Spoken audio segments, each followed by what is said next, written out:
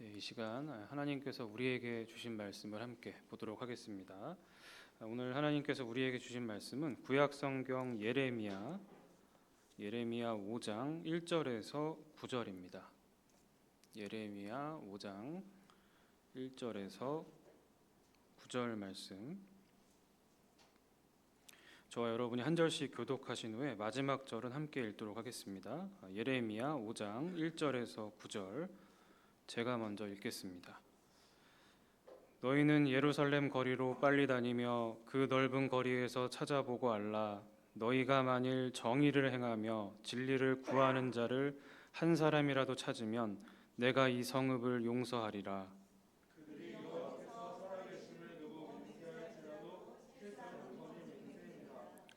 여호와여, 주의 눈이 진리를 찾지 아니하시나이까? 주께서 그들을 치셨을지라도 그들이 아픈 줄을 알지 못하며 그들을 멸하셨을지라도 그들이 징계를 받지 아니하고 그들의 얼굴을 바위보다 굳게 하여 돌아오기를 싫어하므로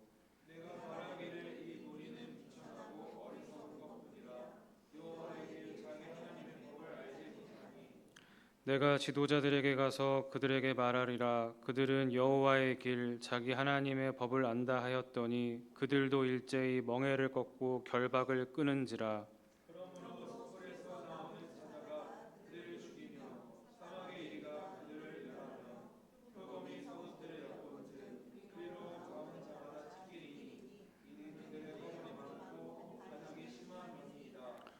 내가 어찌 너를 용서하겠느냐? 내 자녀가 나를 버리고 신이 아닌 것들로 맹세하였으며 내가 그들을 배불리 먹인즉 그들이 간음하며 창기의 집에 허다히 모이며.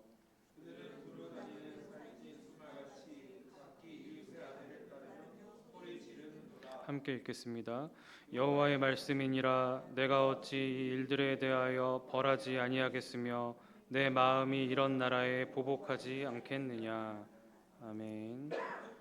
네, 이 시간 하나님께서 말씀을 통해 이곳에 모인 우리 모두를 만나 주십니다. 겸손히 귀를 기울여 살아계신 하나님의 음성을 잘 듣고 그분의 뜻에 순종하여 살아가는 복된 우리 모두가 되기를 기대합니다. 네, 벌써 12월 12일입니다. 좀 중순이 다 됐고요. 조금 있으면 성탄절이 되고 그리고 새해를 곧 맞이하게 될 것 같습니다. 조금 있으면 한 살을 더 드시게 되겠죠. 네, 점점 한 살 한 살 이렇게 늘어가는데 12월이 되면서 시간이 참 빠르고 또 내가 조금 더 연륜을 더하겠구나 뭐 이런 생각을 하게 되는 그런 시기인 것 같습니다. 12월이 되면 모든 사람들이 한 해를 돌아보고요. 내년 이 새해에 내가 어떻게 살 것인가, 특별히 나의 어떤 일과 관련된 부분들 계획을 세우기도 하고 일상과 관련된 계획들을 세우기도 하는 그런 시기입니다. 자신을 회고하고 점검하고 재점검하고 계획을 세우는 그런 시기입니다. 우리들의 신앙 역시도 같이 어떤 정산을 하는 그런 시기인 것 같습니다. 한 해 동안 나의 신앙은 괜찮았는가? 내년에 나의 신앙은 어떻게 조금 더 견고히 세워갈 수 있을까? 고민을 많이 하게 되는 그런 시기입니다. 개인의 신앙 역시도 우리에게 중요한 관심사, 당연히 중요한 관심사이지만 그와 더불어 우리가 신경을 써야 될 것은 바로 우리가 속한 공동체입니다. 내가 속한 공동체, 이 공동체 한 해 동안 그 상태가 괜찮았는가, 건강했는가, 내년에 내가 속한 이 공동체 계속 건강할 수 있을까, 온전할 수 있을까 고민을 많이 해야 되는 그런 시기인 것입니다. 하나님께서 우리들을 여러 공동체 가운데 속하게 하셨습니다. 대표적으로 가정 공동체가 있고요, 또 일터 공동체가 있고요, 우리 교회 공동체가 있습니다. 가정과 일터와 교회, 하나님께서 우리에게 이 공동체를 선물해 주셨습니다. 우리 한 명 한 명에게 적합하고 또 가장 잘 들어맞는 그 공동체를 주신 것입니다. 우리가 속해 있는 이 가정, 뭔가 마음에 들지 않고 좀 부족하고 결핍되어 있고 계속 바뀌어야 될 것 같은데 생각하는 그 공동체도 사실 하나님께서 우리에게 선물로 주신 매우 귀한 가정 공동체입니다.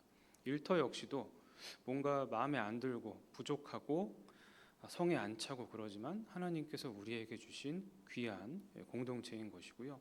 우리 교회 역시도 하나님께서 우리에게 가장 적합한 공동체를 선물로 주신 것입니다.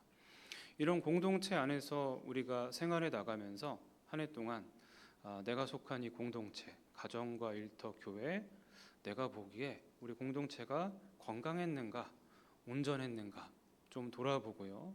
만약 우리가 보기에 또 하나님 보시기에 이런 부분들은 우리 공동체가 좀 부족했던 것 같다.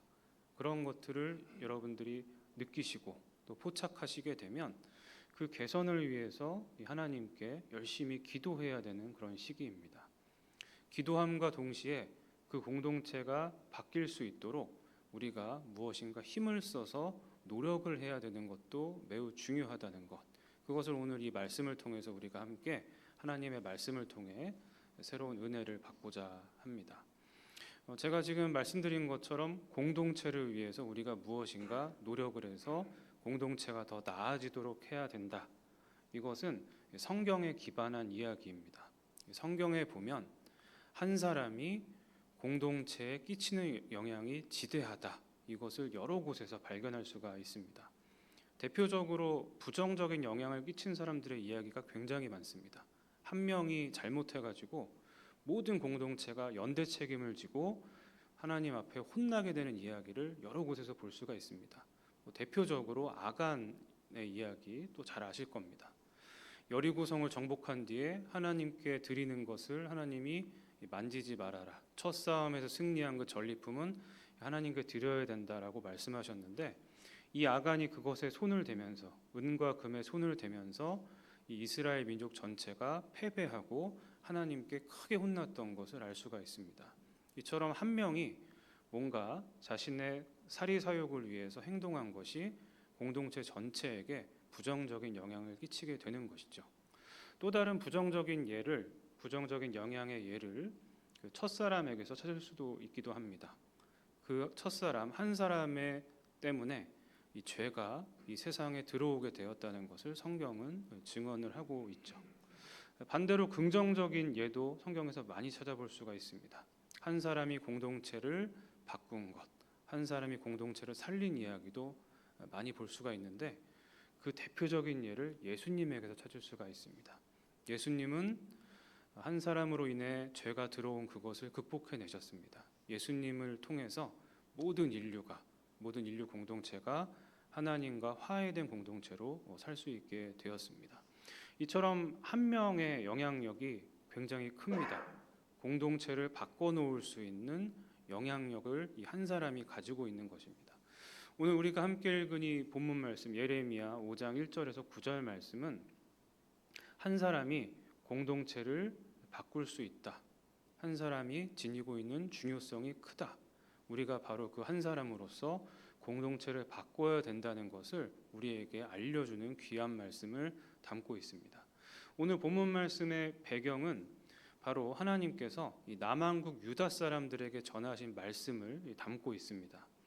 남한국 유다 사람들은 하나님 보시기엔 하나님의 백성 중에 정통파입니다. 이 사람들은 제대로 하나님의 백성으로 부르심을 받았고 하나님의 보살핌 아래, 보호 아래 계속 살아가는 그런 사람들입니다.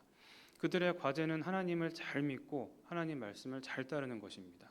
신앙과 순종 이 두 가지를 삶의 어떤 지표로 삼아서 계속 그것을 보고 정진해야 되는 그런 사람들입니다.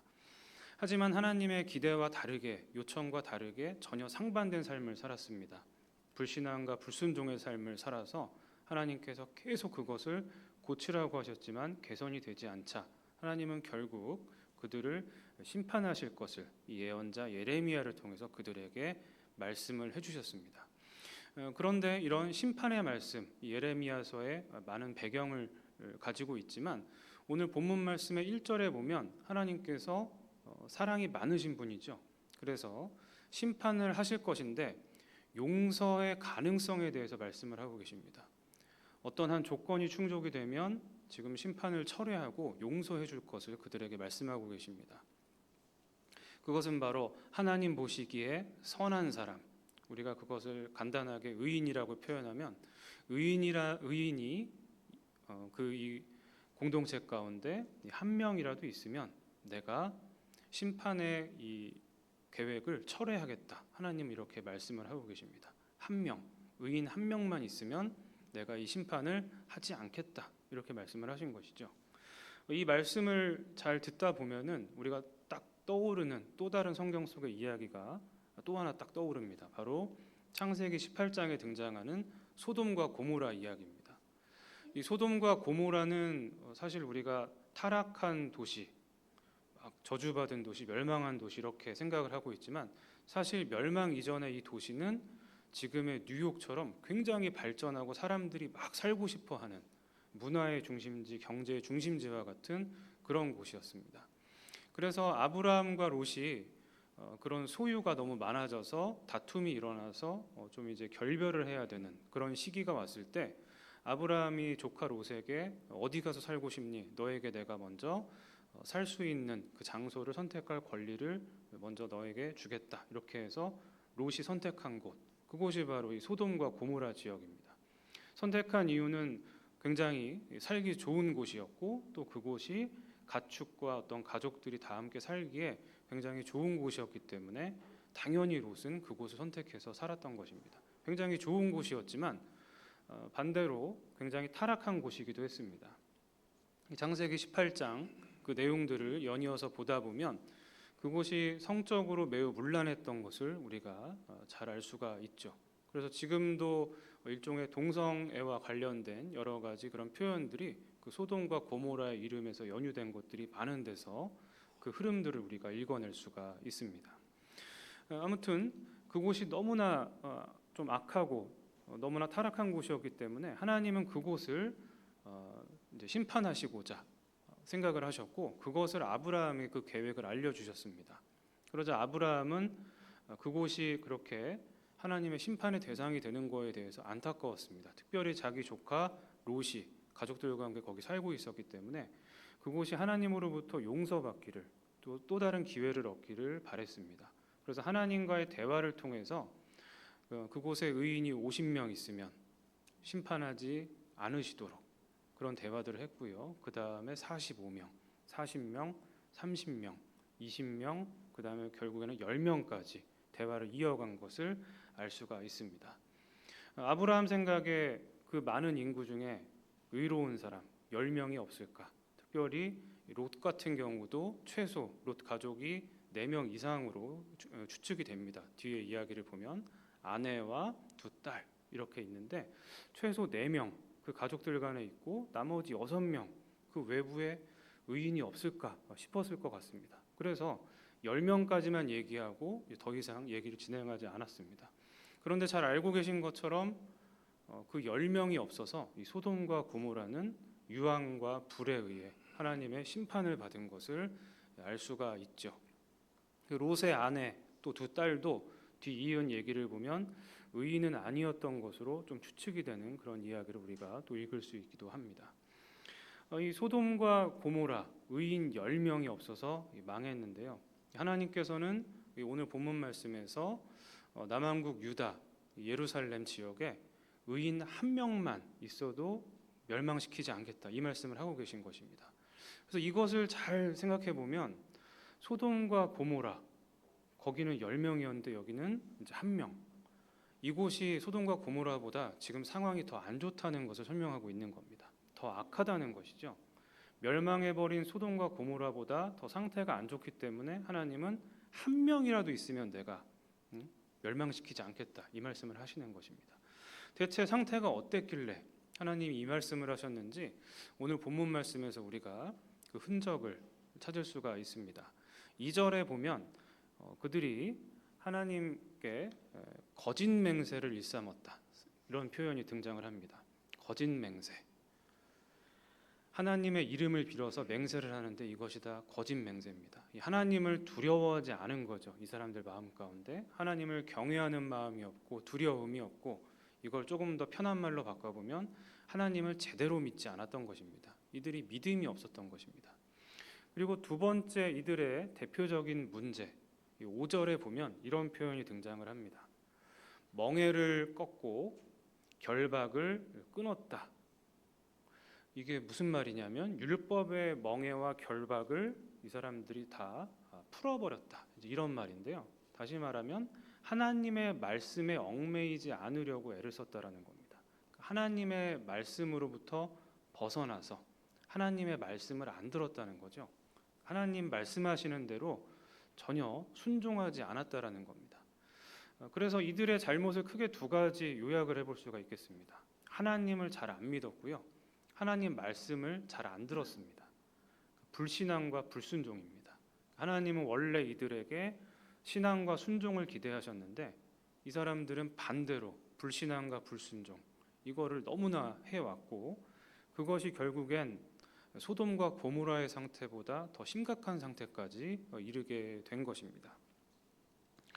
이런 상태에서 하나님은 한 명이라도 있으면 용서할 것이다, 이렇게 말씀을 하셨는데요. 대체 그 의인, 하나님이 기대하시는 한 명, 그 조건이 무엇인지를 우리가 1절에서 알 수가 있습니다. 1절에 보면 이런 표현이 등장을 합니다. 정의를 행하며 진리를 구하는 자, 정의를 행하며 진리를 구하는 자, 이 사람이 한 사람이라도 있으면 내가 용서하겠다, 이렇게 말씀을 하시죠. 먼저 진리를 구하는 자, 이것은 바로 진리이신 하나님을 찾는 자, 하나님을 따르는 자, 하나님을 믿는 자, 더 나아가서는 하나님을 사랑하는 자라고 말을 할 수가 있겠습니다. 지금의 이들의 상황과 전혀 반대되는 모습을 보이는 사람이죠. 하나님을 안 믿는 사람들 중에서 하나님을 믿고 하나님을 사랑하는 사람, 그것이 바로 진리를 구하는 자입니다. 그리고 정의를 행하는 자, 이런 표현도 같이 쌍으로 등장을 합니다. 하나님의 말씀, 그 중에 핵심은 사랑인데요. 그 사랑이 더 심화될 때 정의가 이루어진다라고 구약 성경은 이야기를 합니다. 다시 말해서 하나님 말씀을 잘 따르는 것, 더 나아가선 이웃을 사랑하는 사람, 그 사람을 하나님은 말씀을 하고 계신 것이죠. 그래서 이 두 가지를 합쳐보면 그런 겁니다. 신앙과 순종의 어떤 그 틀 안에서 하나님 사랑과 이웃 사랑을 실천하는 사람, 그 사람이 한 명이라도 있으면, 제대로 하는 사람 한 명이라도 있으면 내가 멸망시키지 않고 용서하겠다, 이렇게 말씀을 하신 것입니다. 그런데 우리가 이 결과를 잘 알고 있습니다. 그 한 명이 없었던 것이죠. 하나님께서 보시기에 이 온전한 사람이 없었던 겁니다. 하나님 사랑과 이웃 사랑 제대로 실천하는 사람이 그 많은 인구 중에 한 명이 없어서 결국 이 남한국 유다가 결국 나라가 멸망하게 된 것을 우리가 성경 속 이야기를 통해서 알게 됩니다. 이 말씀을 통해서 우리가 깨닫는 것은 여기서 의인이 존재했다면 하나님께서 괜한 말씀을 던지는 분은 아니시기 때문에, 정말 하나님 보시기에 온전한 의인 한 명이 있었다면 이 남한국 유다의 운명이 바뀌었을 것이다, 우리가 생각을 할 수가 있습니다. 여기서 한 사람의 영향력이 지대하다는 것을 알 수가 있습니다. 한 사람이 제대로 섰으면 이 공동체가 살 수 있었던 것입니다. 한 사람이 제대로 됐으면 하나님의 은혜가 이 공동체 가운데 깃들 수가 있었던 것입니다. 하지만 그렇지 못해서 한 사람이 없어서 이 공동체가 망해버린 것, 우리가 이 쓰디쓴 교훈으로 삼아야 하는 것입니다. 이 말씀 속에서 우리는 이 한 사람은 비록 숫자가 적고 힘도 약해 보이고 미약해 보이는 그런 한 사람일 뿐이다, 우리는 생각할 수 있지만 그 영향력이 엄청 크다는 걸 알게 됩니다. 하나님 보시기에 이 한 사람은 소수의 한 사람이 아니고 공동체를 바꿀 수 있는, 공동체를 변화시킬 수 있는 엄청난 힘을 가진 그런 한 사람이라는 것, 하나님은 그런 시각으로 보신다는 걸 알 수가 있습니다. 그런 점에서 우리가 오늘 이 말씀을 들으면서 마음속에 품어야 할 것은, 우리가 속해 있는 여러 공동체가 있습니다. 서두에 말씀드린 것처럼 가정 공동체가 있고요, 우리 일터 공동체가 있고요, 또 교회 공동체가 있고, 친척 공동체, 친구 공동체, 다양한 공동체 속에 우리가 어울려 살고 있습니다. 그 가운데 그 공동체가 지금 하나님 보시기에 온전하지 못하다, 건강하지 못하다, 우리가 그런 느낌을 받는다면 그 공동체를 살리는 한 사람이 되기를 우리 마음 가운데 그런 소망을 품어야 하는 것입니다. 우리가 속한 가정과 일터, 교회, 공동체를 살리는 사람이 하나님 되게 해주십시오. 저를 통해서 제가 속한 이 공동체에 하나님의 은혜가 임하게 해주십시오. 바뀌게 해주십시오. 하나님 보시기에 선한 공동체가 되게 해주십시오. 그런 희망을 우리가 품어야 하는 것입니다. 그것을 위해 오늘 본문 말씀 우리가 들으면서 하나님께서 기뻐하시는 의인, 그 의인이 한 명 있을 때 공동체가 하나님의 은혜가 깃든다는 걸 알게 되었는데요. 그것을 우리가 기억할 필요가 있습니다. 우리가 공동체를 바꾸는 한 사람이 되기 위해선 오늘 말씀 속에서 우리가 얻은 힌트를 가지고 그것을 실마리 삼아서 열심히 기도하며 애써야 되는 것입니다. 그것은 바로 하나님 사랑과 이웃 사랑을 실천하는 것입니다.